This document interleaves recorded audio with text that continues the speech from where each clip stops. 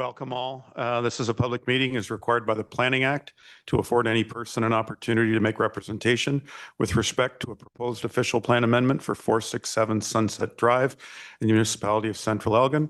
I welcome all those who are here in the gallery, as well as those who are joining us online. Does any member of council have a disclosure of interest concerning the proposal? Seeing none. Ms. Leach, what method of notice and when was the notice given to the public for the meeting, please? Mayor Sloan, as per requirements of the Planning Act, notice was mailed by regular post to every owner of land within 120 meters of the subject land and applicable agencies on February 6, 2026. An extended circulation also included all residents of nearby subdivisions, including those located within the city of St. Thomas. Notice was physically posted to the property by municipal staff and also posted to the municipal website. Thank you, Ms. Leach. I'd now like to introduce Mary Lou Tanner, Senior Partner of NPG Planning Solutions, to explain the proposed official plan amendment.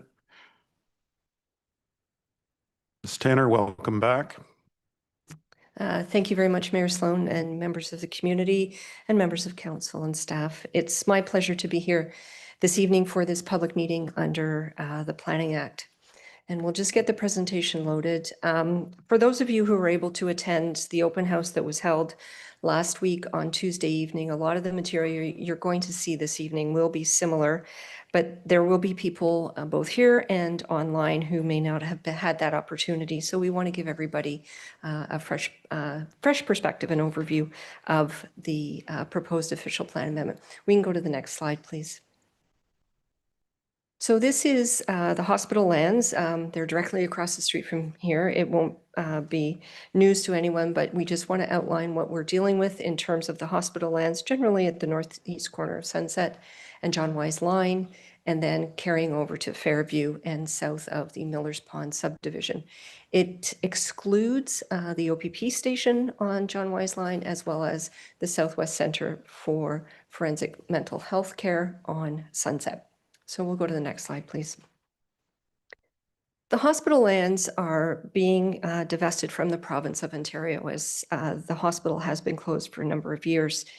In doing so, the lands do not have clear direction in Central Elgin's official plan on what their future would be. And that's not surprising given their long history of hospital and agricultural use. But with the future divestment of the lands, it's time to develop a plan for the land's future, how they will develop and how they will connect to the adjoining communities. We began this process about 14 months ago with a vision and guiding principles workshop with council that resulted in the adoption of vision and guiding principles by council on May 5th, 2025. Earlier this month, last month in February, we developed and brought to council the draft land use plan and what we call the policy directions, taking those vision and guiding principles and teasing them out into more detail and preparing the draft of the land use plan. This is a statutory public meeting under the Ontario Planning Act, and it is everyone's opportunity to ask questions and provide comments, feedback, and suggestions. We will be taking notes this evening, and we will be providing a response to all the questions and comments we received tonight. There are no decisions being made on the proposed official plan amendment this evening. We will return next month with a recommended final version of the official plan amendment and mapping. And your feedback tonight and from last week will be taken into consideration. I should also say that there were 2 stakeholder workshops late last week, and we appreciate the people who were able to join us in those and the feedback we received. We'll go to the next slide, please. What's coming up on this slide is a graphic of where we began and where we're headed to. So as I mentioned, we had a vision workshop in January 2025. There was a significant amount of technical background work that was completed in 2025.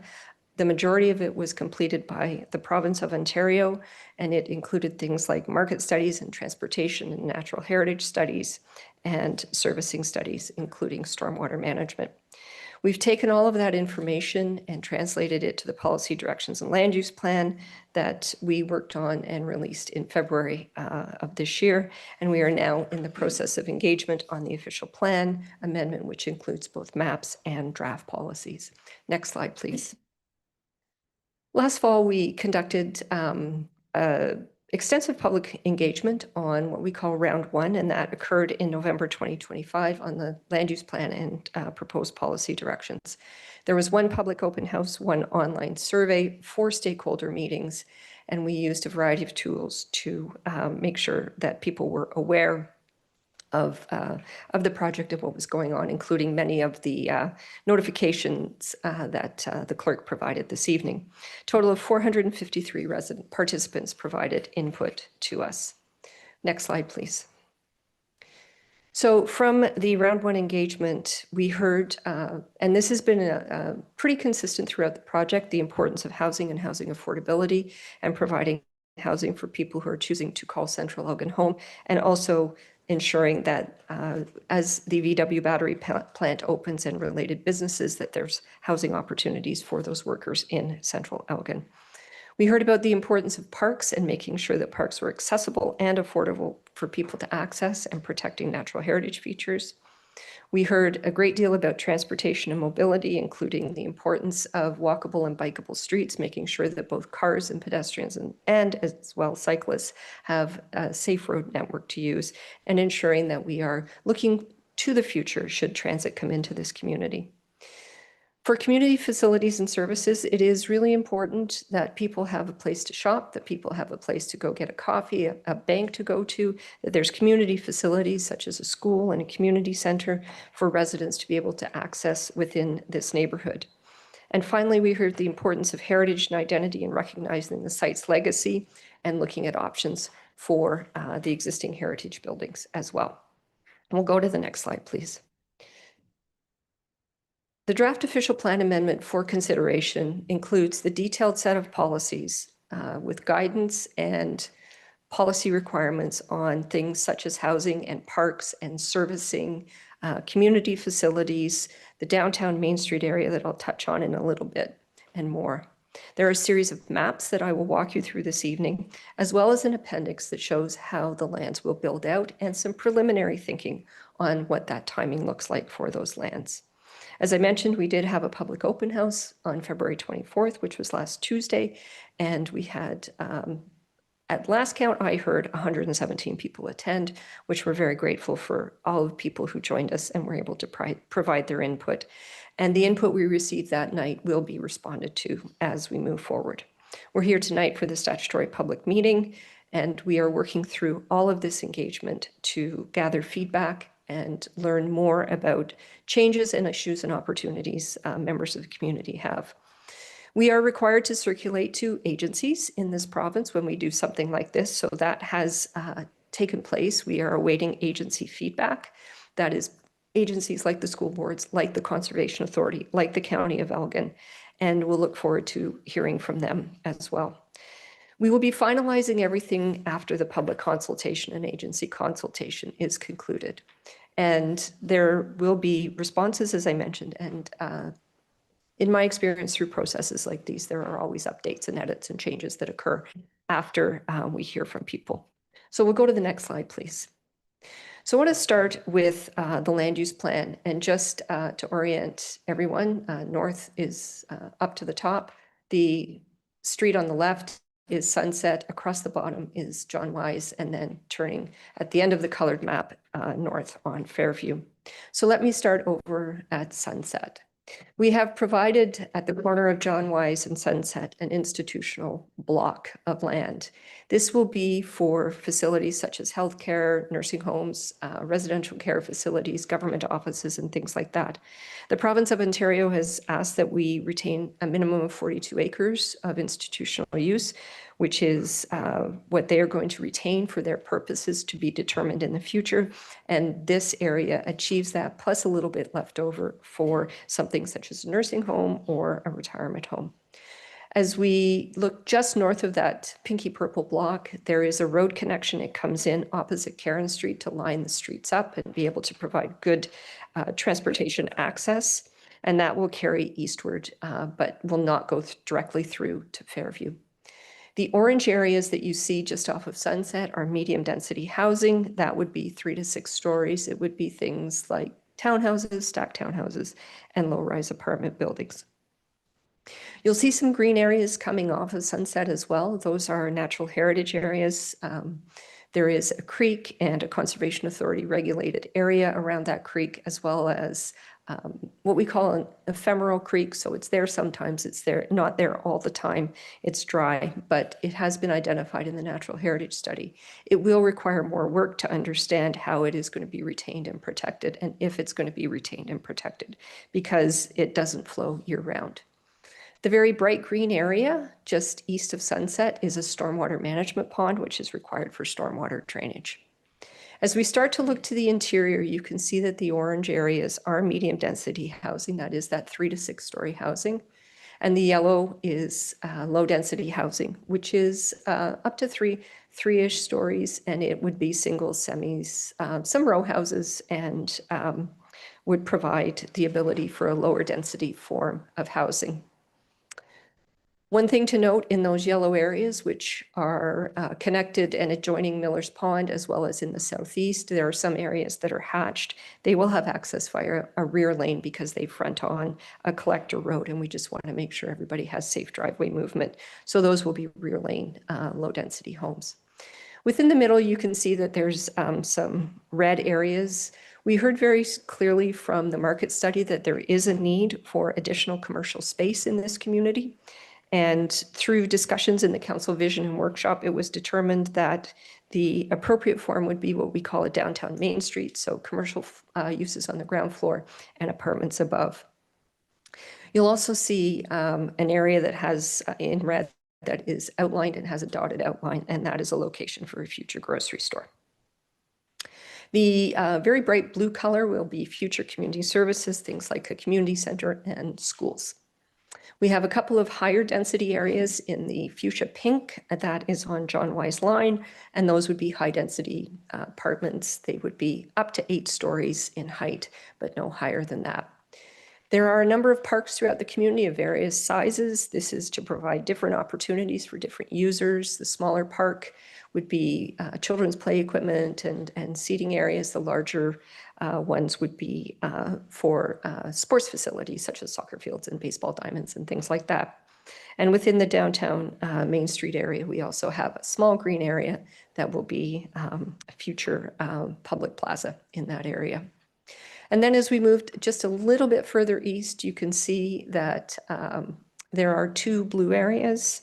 Those have been identified as having Indigenous archaeological interest, so they will not be developed and they will be maintained as they are now. There are a couple of other areas that also have a similar archaeological issue. One is a park and one is the high density area. Those are European interests, and they will be dealt with through future archaeological work.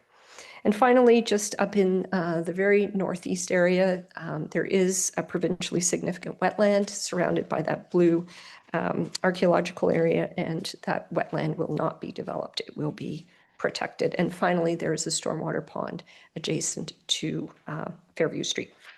We can go to the next slide, please. Just want to touch on this. We have set building heights in a schedule. It just makes it easier for people to see visually. The lighter the color, the lower the height, the darker the color, the higher the height. Everything is either 3 or 4 stories, 3 to 6 stories, maximum of 8, which is the darkest blue. And that is appropriate for this size of community and this nature of community. We'll go to the next slide, please.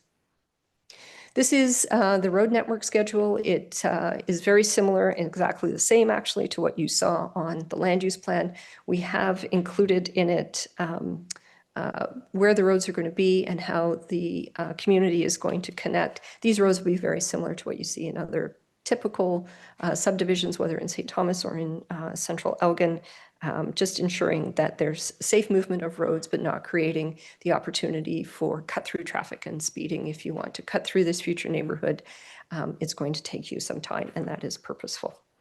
We'll go to the next slide, please. So this is the Public Realm and Active Transportation Plan, and it's important that we understand that streets will have sidewalks on both sides. We will have bicycling lanes and facilities for cyclists, but we will also have a trail system, which is shown in green. You can see some of the connections, it's particularly in the northwest area. We just want to make sure that as we're building this community, that people have the ability to walk through it and walk to where they want to go and don't necessarily need to choose a vehicle.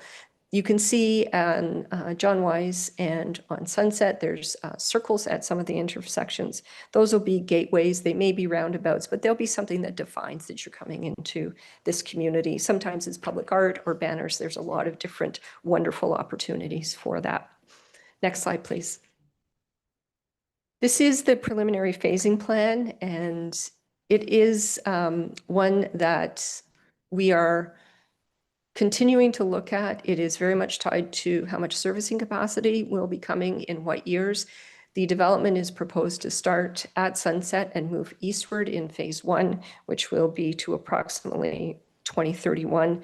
Phase 2 will be 2031 to 2041. It's sort of that middle piece with the downtown Main Street. Downtowns need people living around, and they need just customers close by to be successful. And then the third phase will be the balance south of the downtown Main Street and eastward over to Fairview. We don't have timing for the institutional block from the province, so we've left the phasing as to be determined. I'd like to now turn to some of the key policy highlights from the official plan amendment that would be found in the text of the official plan amendment. As I mentioned at the beginning, housing and housing affordability was a key priority for council. It's something that we've continued to hear about the availability and affordability of housing. So we've put in place a series of policies that provide opportunities for housing and housing across what we call the continuum of housing. So whether it's people who need assisted housing right through to ownership, it includes rental and does provide the ability for people of all ages and incomes to obtain housing in this community. We focus the residential areas around parks and making sure that all residential areas are within a 15-minute walk of a park. We've put in place policies for buildings greater than 3 stories to ensure compatibility with adjoining land uses, particularly where there is development adjoining that use. We've put in place requirements for additional residential units to be included in the construction of the low-density residential housing to create the opportunity for more units within the neighborhoods. And finally, although it's a policy, a housing impact statement is important to help Central Elgin track goals towards achieving the housing numbers for this plan. We'll go to the next slide, please. The downtown Main Street was that red area that I showed you on the land use plan, and it is a community focal point. You can see some similar images from other similar sized communities of what this would look like. As I said, main floor commercial with residential above it. It could have office above it. The building heights will be 2 to 6 stories. We find that that's a good relationship to the street and walkability and creating a really wonderful environment for the businesses and the people who are visiting those businesses. Parking will be located behind the buildings or underground, but I will caution that underground parking is very expensive to build and it may just not be able to be achieved. Big box retail and large retail plazas will not be permitted. And as I mentioned earlier, we are planning for a grocery store. Next slide, please.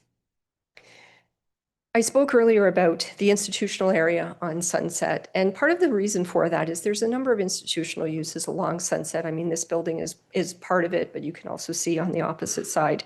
And it's important to create that continuity, particularly as it's a very busy traveled road, and you want to keep the traffic to those institutional uses on that, but also provide a really, really well-designed building and quality landscaping. So those policies are in there in this section of the plan, as well as addressing the heritage conservation and adaptive reuse of the existing buildings.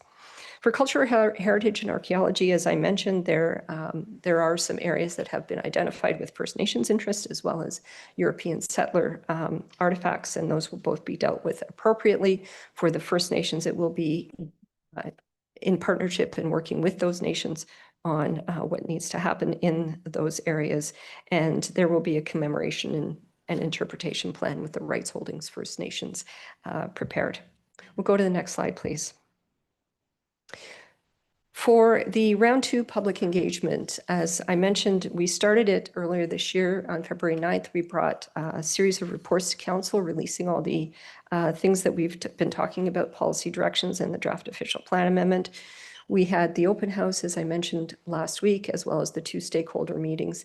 And we are here this evening for this public meeting. You can continue to engage by sending us your comments in writing. We welcome them, and we will be providing a response to them. So this is not your only opportunity to share your thoughts with us. Let's turn to the next slide, please. So our next steps. Last week was the open house. Tonight we are here for the public meeting. The final official plan amendment is targeted for next month. While this is going on, we continue to engage with council, agencies, First Nations, as well as the community. We are committed to listening and responding thoughtfully to all the feedback that we receive. And we certainly welcome people to provide their comments as well as their suggestions, because they are most welcome and they will help us incorporate into the plan the community's feedback and assist with responding to concerns individuals may have. That concludes my presentation. Thank you. Thank you very much, Mary Lou. I will ask the clerk next. Ms. Leach, have you received any written submissions on the proposal, please? Mayor Sloan, correspondence has been received from the following. From Shane and Brianna Rietzma with 12 listed questions regarding the impacts of the proposed development, the proposed downtown portion of the new community, studies and data. From Bernie Schuett with concerns regarding increased traffic and safety issues, water quality and environmental impact, loss of wildlife habitat and diversity, cultural and Indigenous significance, incompatibility with sustainable and responsible development, and impacts to taxpayers. From Southwestern Public Health outlining services and regulatory oversight considerations that may apply to the future development. And from Ted Halwa regarding use of the existing former hospital buildings. Thank you, Ms. Leach. I appreciate that.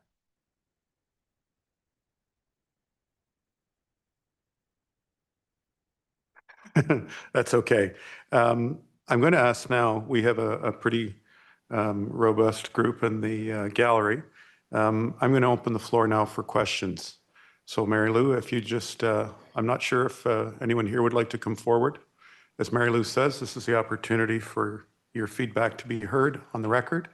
We are being televised and we have the ability now to hear some suggestions, comments, and feedback. And all I would ask when you come to the microphone is press the button so that the folks online can hear it and give us your name. So would anyone like to come forward, please? Welcome, sir. I think we should base it on seniority. It's on my 8th decade, I think. I think I'm the oldest here, maybe. Just state your name for the record, please. My name is Bernie Schuett, and I'm associated with the Norma subdivision here. And we have some major concerns. And we had put in originally in 017 a objection, and your response was no development on the lands. So, and I'll get into some of the details in a moment, and I'll try not to take forever. And we don't consider that as surplus or useless land. We consider that agriculture, and we would like to keep it as agriculture. So I had trouble getting our objection in with 40 to 50 people signed. And Miss Delaney did not take it in December. And I was quite disappointed with the process. I understand things are usually set in stone and things behind the scenes. We understand that. But I think you should be a little bit more facilitating. And when you send correspondence, when I asked, did you receive this? And you don't. So I think what you're doing, there's 2,500 years of taxpayers' value here, and they're good people, and they're concerned. One of the main concerns is your aquifer here. And if you study any and you're going to put buildings in there, so we're against that. We're going to continue with that objection. We won't have much say in the matter.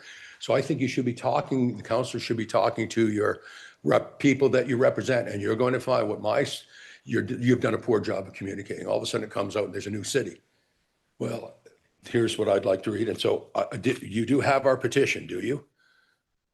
I'm sure the clerk who's very competent at her abilities. If you haven't, you can file it with us tonight. We'll make sure it's registered. Original, I'll resend it, and here's your return mail. So I don't appreciate being treated with disrespect in paperwork, okay? So we'll move on, and here's what I'd like to read. So that is all here, and the planning lady can read all that. So we're still sticking to an objection.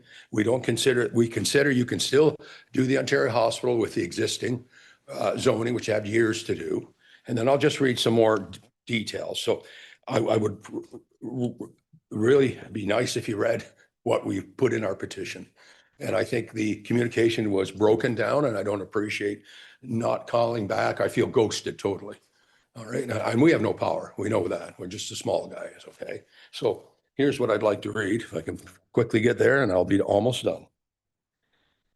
I think there's a lot of industry being driven right now for by command, not demand. And Chrysler, we put billions in that plant in Windsor, and that's not a no-go. So we don't agree fundamentally that you put all your eggs in one basket with Volkswagen. So that's what you're saying, that's fine.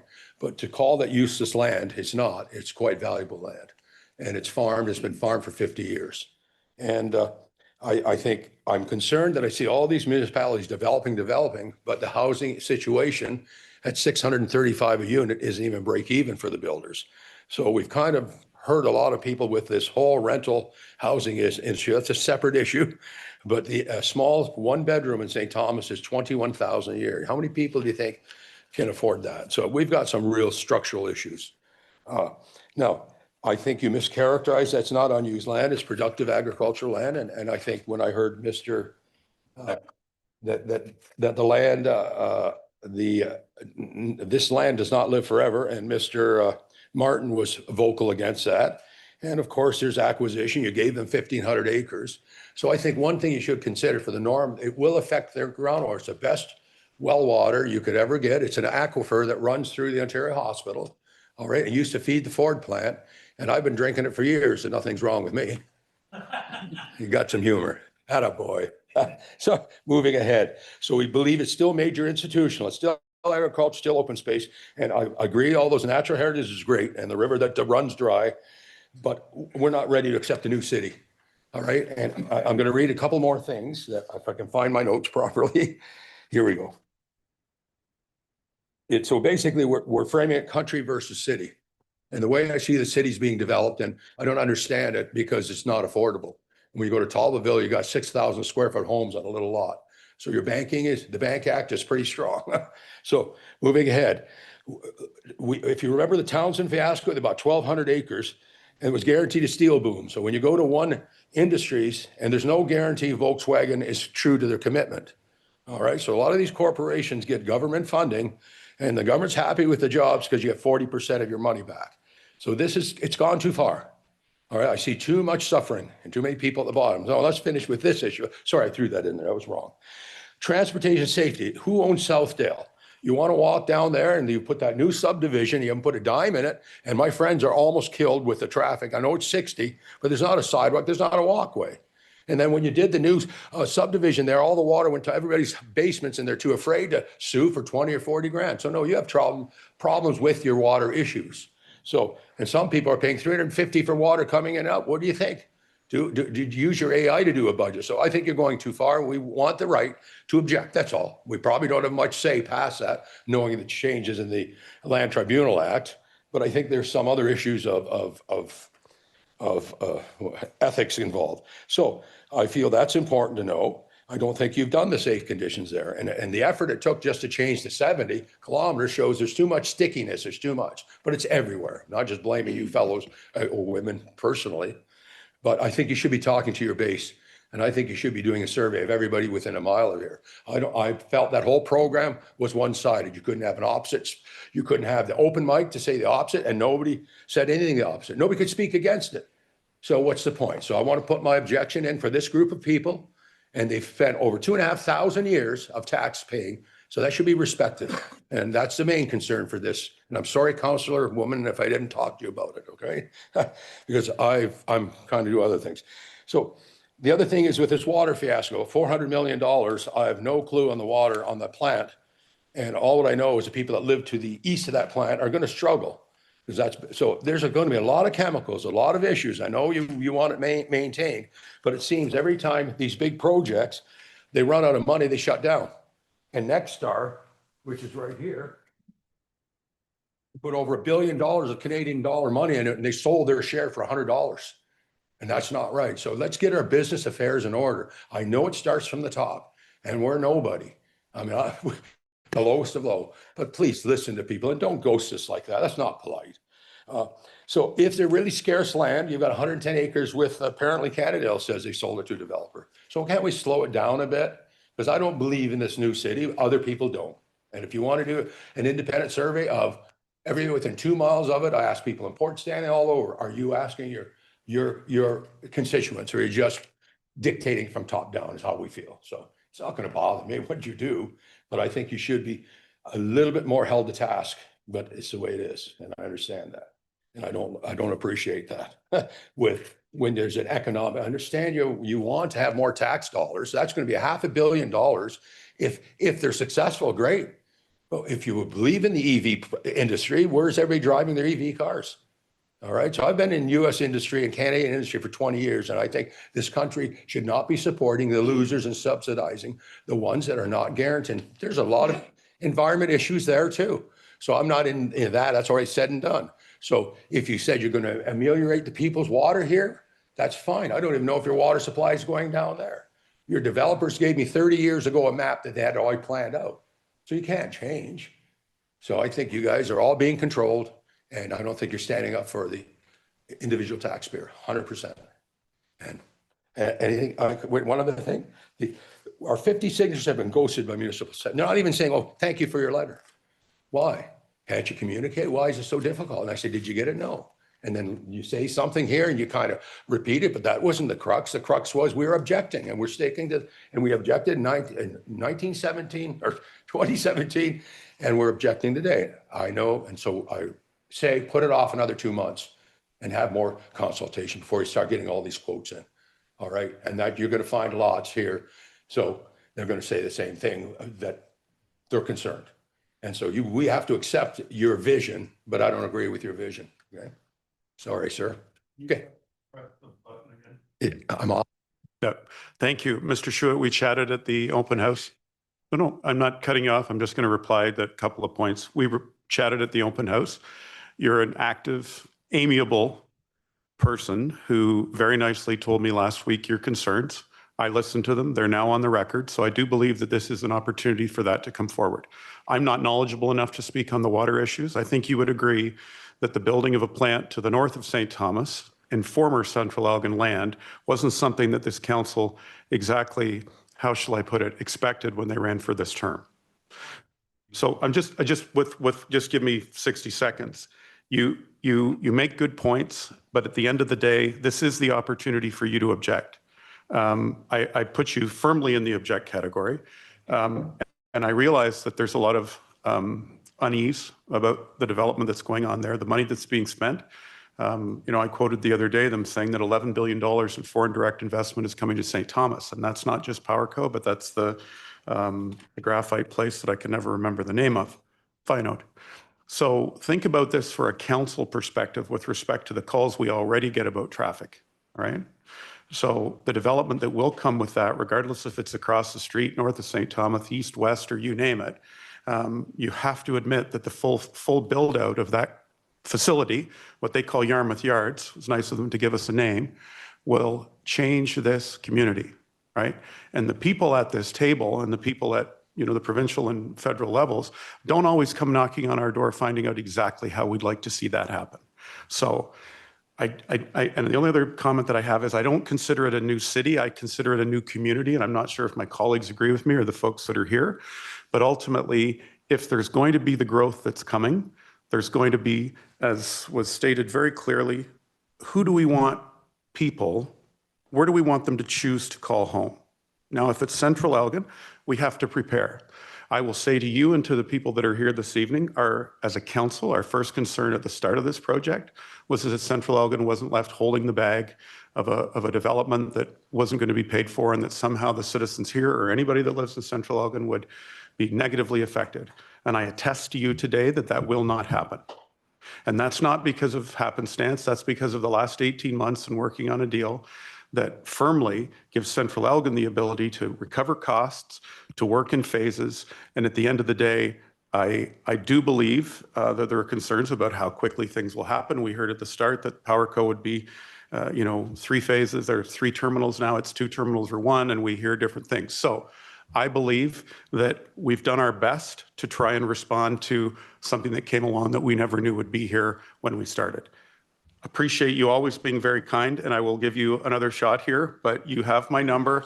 You can, and I have to turn mine off first, but you live in Port, I know exactly, and you're always very nice when you see me, and I sense your passion and frustration, but thank you for keeping it to that level of, you're always, I don't look forward to your calls, but I actually, at the end of the day, I respect you very much.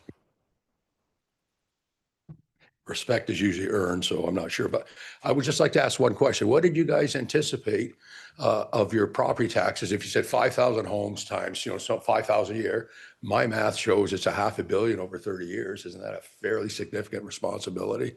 So do you have that figure, just as a question? Have you ever forecasted that over 30 years? So that's what I'm saying. It's a lot of money for taxpayers to come up with. I'm sorry. Appreciate it, understood. It's difficult to know how the phases will go forward, but I appreciate your comments and look forward to chatting with you again. I'd ask if there's anyone else who would like to come forward. The mic is yours.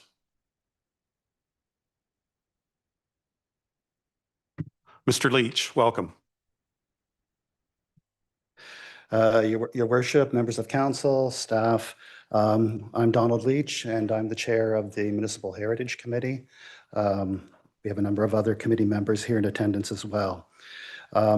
We had the opportunity last week for our second stakeholder meeting with the consultants, and we thank council for the opportunity to consult with us and ask questions, receive answers, and provide input into the process. As council may recall, some time ago, myself and Mike Baker from the committee made a presentation to council about the history of the building, its role in the Second World War as a training facility as part of the Commonwealth Air Training Plan, where Air Force personnel from across the Commonwealth came to this community to receive training that assisted us to win the Second World War. In addition, the building was noteworthy. It was built during the tenure of local MPP and Premier Mitch Hepburn. So Mitch Hepburn ensured that a fine structural building was built with the best of architects, William Lyon Somerville, noted English architect that moved to Canada, Jacob and Jones, and with materials like Queenston limestone, terrazzo floors. So in looking at the specific overlay policies in section 4.7.10.26, we were pleased to see that there is wording that reflects council's commitment to see the westerly buildings that have been designated on the Ontario Heritage Act repurposed.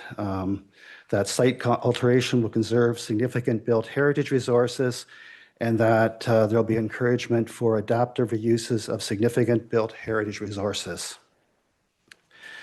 One thing that we would ask that council consider is perhaps expanding the permitted uses in the OPA to also include some type of housing.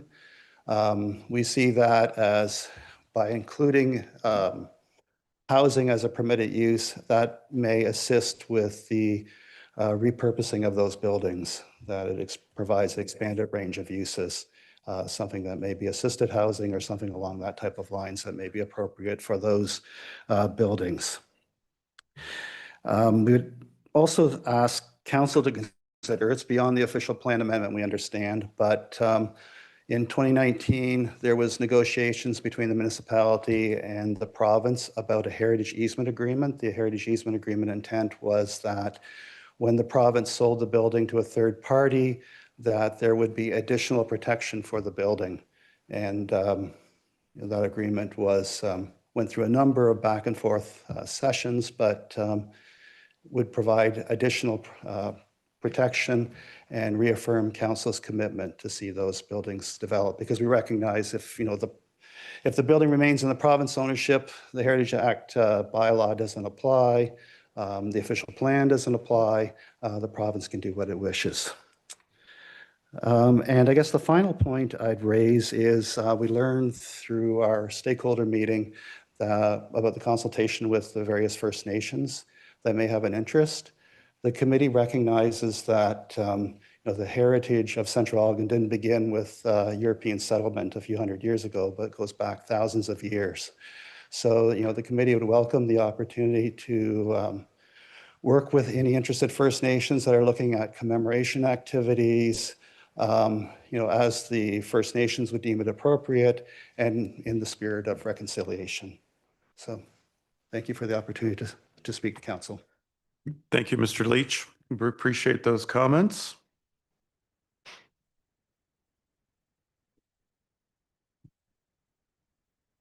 Former Mayor Martin.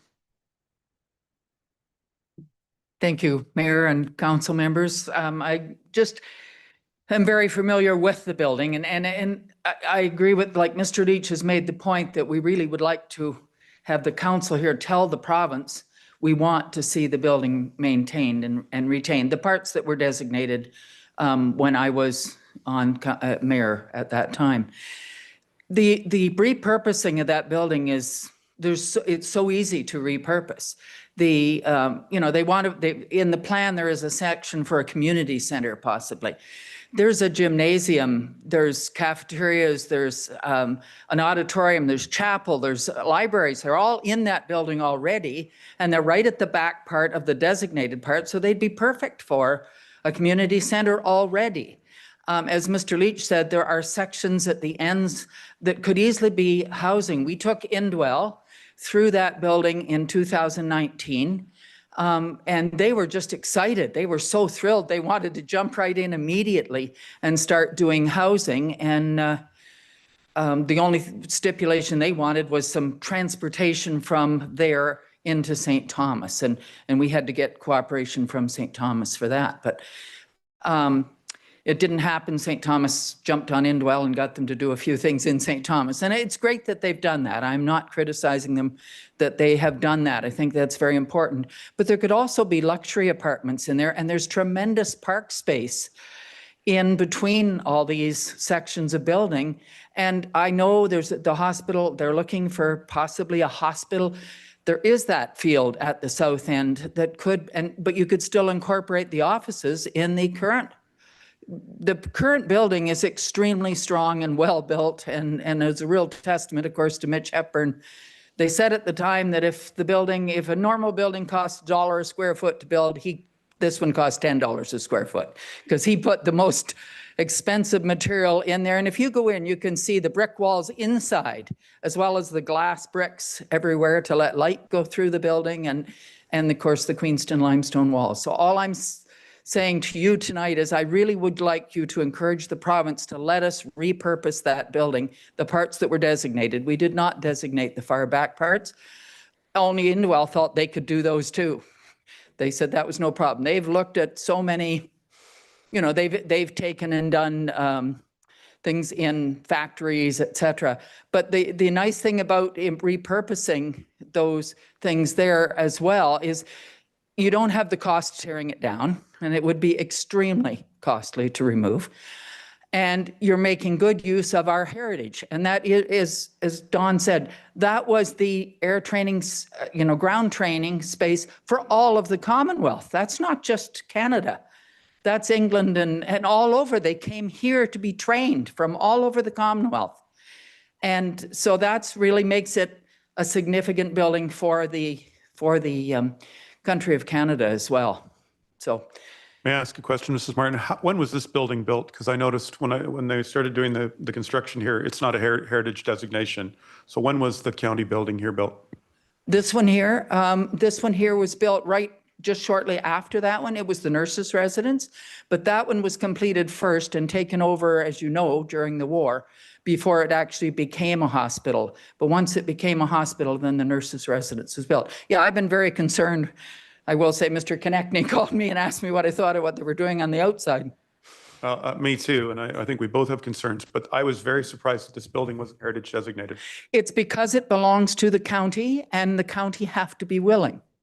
The province asked us to designate that building. They approached us, as you've probably seen the 80-page document that they provided with all the heritage and structure and everything, that they asked us to designate it. And so that's why when I was mayor, it was designated. And we convinced them not to designate every part of the buildings, to do the front, to just give more options for the back buildings. May I ask, why would they come to you and have you designate partially the buildings? I just like the background because I didn't know that they came to you.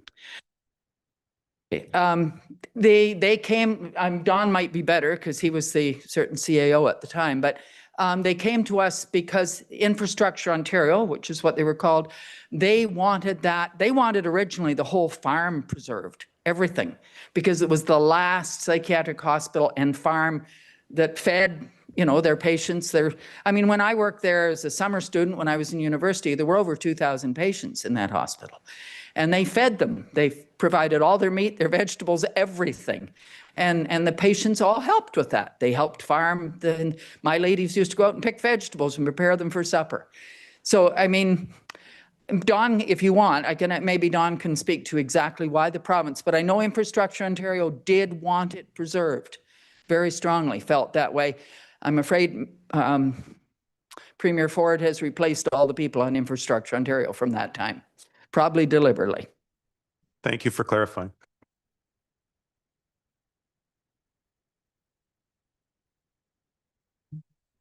Ms. Sanders, please come along.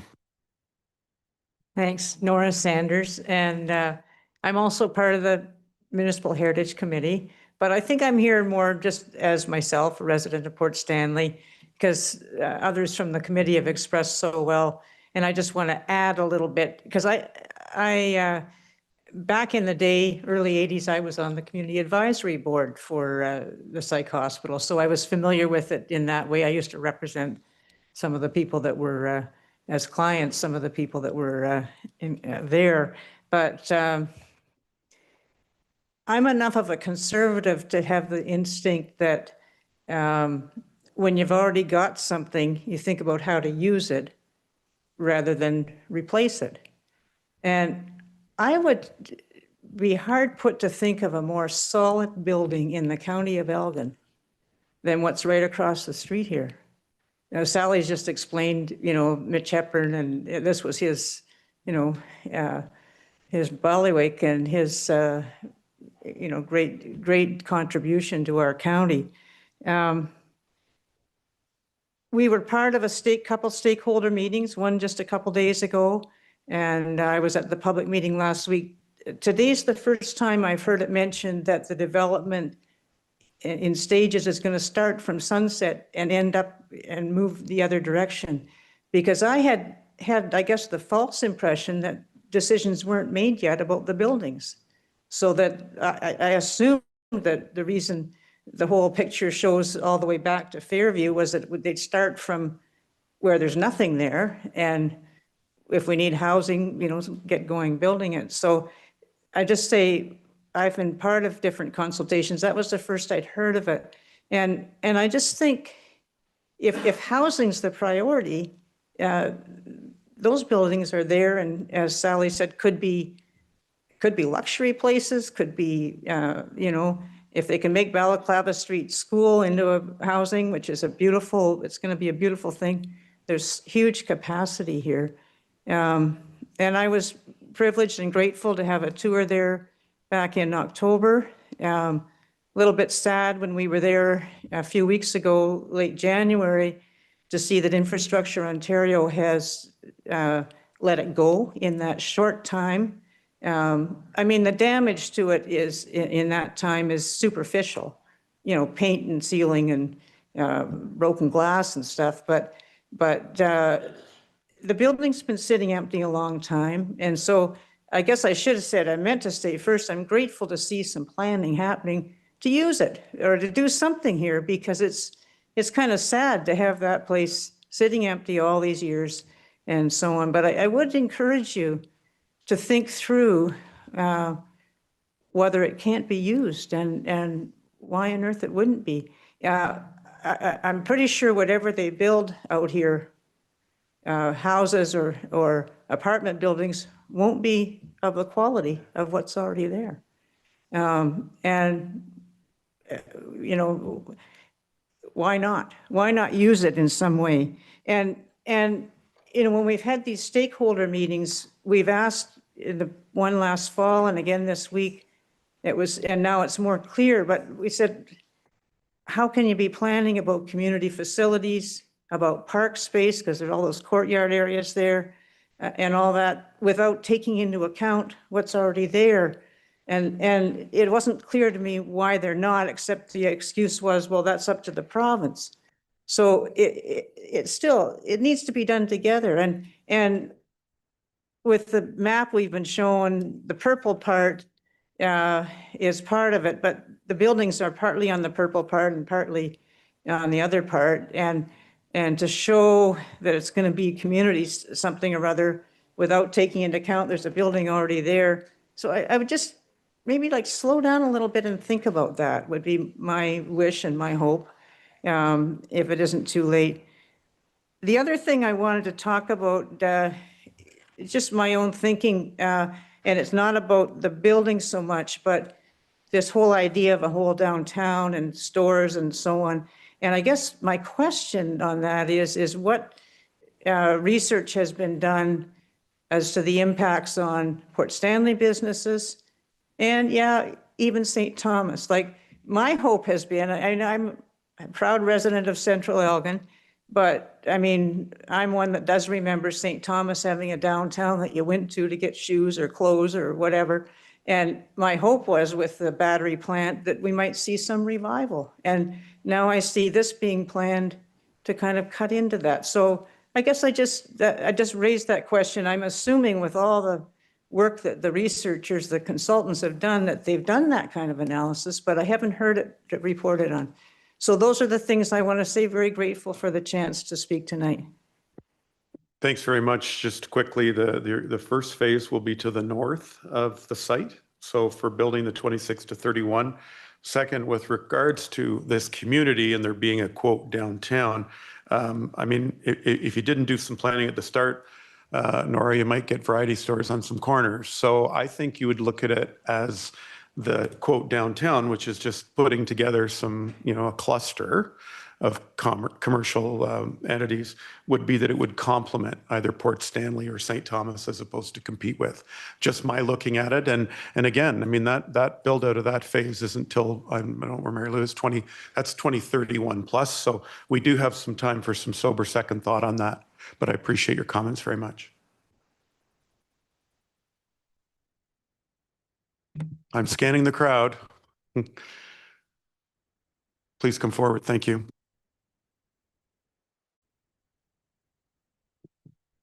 Hello, I'm Diana Stannett. This is my first meeting. I have a unique perspective because I live on John Wise Line, right across from this proposal. And it just seems, I just sitting here at my first meeting, just aghast at the planning that's already happening here. And I heard a number that was over 400 responses that you've gotten so far. I'd like to hear what those are. Are you going to publish those? Mary Lou would know that. I think that they, where's Mary Lou? Could you just quickly help me on that one? Because I'm not sure. I know that you compiled them. Do you mind just saying what the process is, Mary Lou? Thank you. Mary Lou, you can take this microphone right next to Jeff if you wish.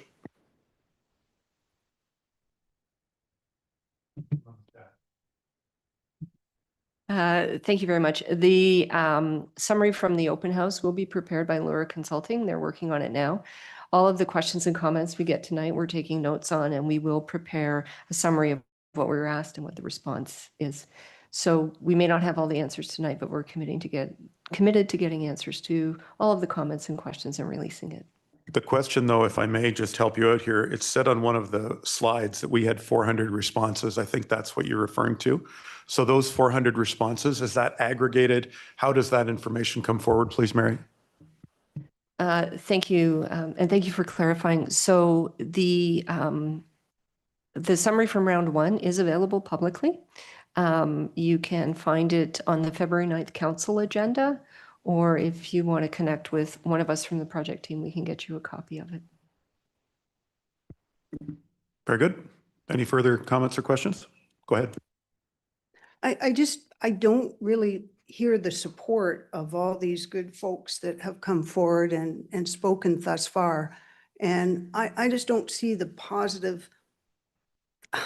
going forward with this, like where this comes from. You know, I'm on a farm directly across from where all this is going to happen. And I just view that as excellent farm land. And just the history that Mrs. Martin spoke of and how it was used, why can it not go forward and be used in that way? I just want to go on the record that I'm completely opposed to all of this. Thank you. And thanks for attending tonight. You said it was your first meeting. We appreciate that. Others?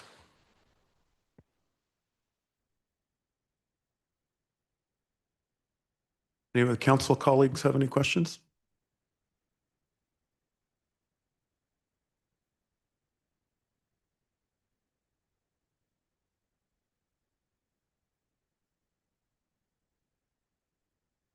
Everyone has been provided a fair opportunity to be heard. Any person wishing further information on the actions of council regarding the proposed amendment should contact the municipality. Before I adjourn the meeting, I will say that the process is all available through Mary Ellen and is on, or Mary Lou rather, we have a Mary Lou and a Mary Ellen available online. We come back and Mary Lou in this presentation talks about what the statutory regulations are and when the meetings will be held. So without further ado, I will ask to adjourn this meeting at 6:55. All those in favor? Opposed? Thank you very much.